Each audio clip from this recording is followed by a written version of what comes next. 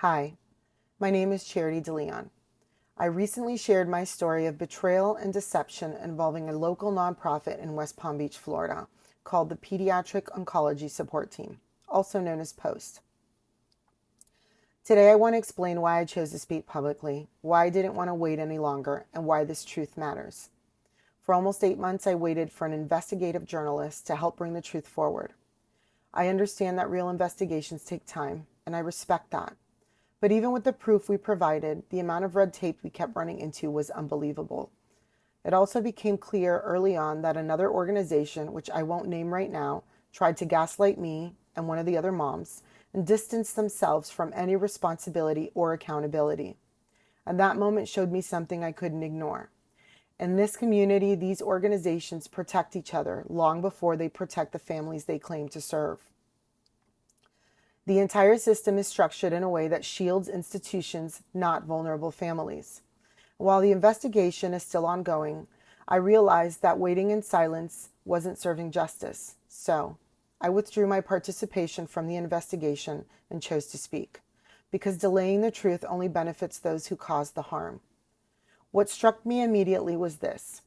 When I first began this mission rooted in truth, the experiences of other families resonated deeply with mine and with each other.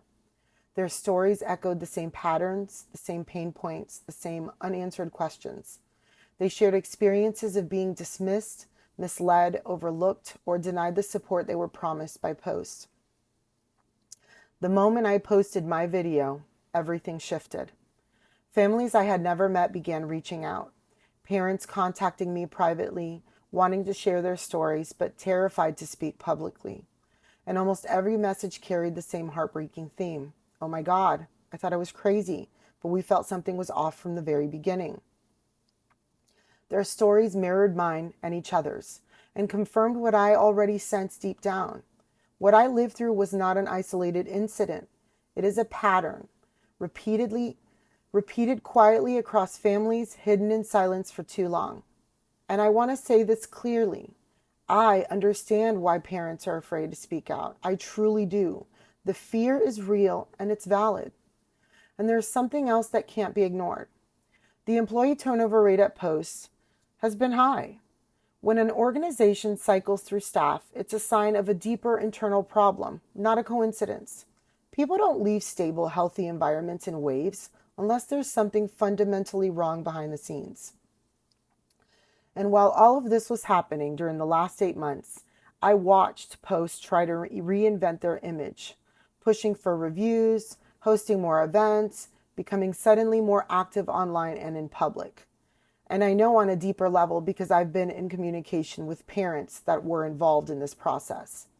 Their entire presence shifted once they realized they were being looked into.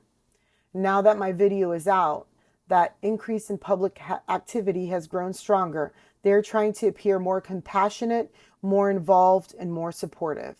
But you can't build trust through performance, not when families have lived a different reality. No amount of image polishing can erase the truth, and it cannot erase evidence, because I have it and so do other moms. That's why I'm here. That's why I speak with certainty. I've survived too much in my life to be intimidated by anyone trying to silence me.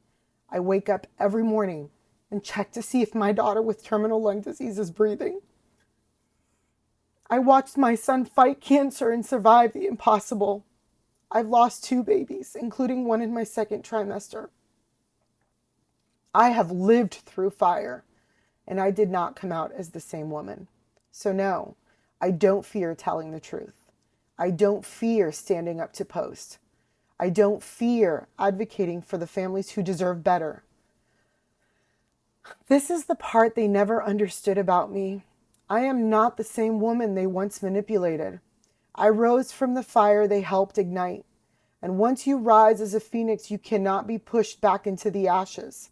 I will use every scar, every loss, every moment of grief turned into strength to speak for the families who cannot. And if they ever believe that a single video would be the end of my voice, then they never knew who I was to begin with. To everyone that has supported me, shared my video, and stood beside my family, thank you. Your support gives strength to this movement. If you have a story about posts, if you have proof and you want to share what your family lived through and want help bringing your experience to life so it can finally be heard, I stand with you. I am here. If you want your identity protected, I will protect it. If you want to remain anonymous, I will honor that. I will lend my voice to convey your lived experience with honesty, clarity, and strength, carrying your truth with the same integrity and courage I bring to my own.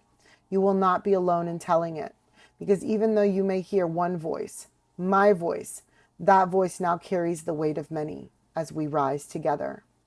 And once this fire is born, it remembers its purpose to illuminate, to purify, and to transform. And if you are a family in our community looking for support, if your child is going through cancer treatment, please know this. There are organizations that genuinely help. There are people who show up with integrity, compassion, and consistency. Here are a few of the organizations that had stood by my family in some of our most difficult times in different ways. We are deeply grateful for their care and assistance that they provided when we needed it most. The organizations are Chasing a Dream Foundation, Cancer Alliance of Help and Hope, Mila's Belief, and Kids Cancer Foundation. Thank you as we stand together in this mission for justice. Have a wonderful day.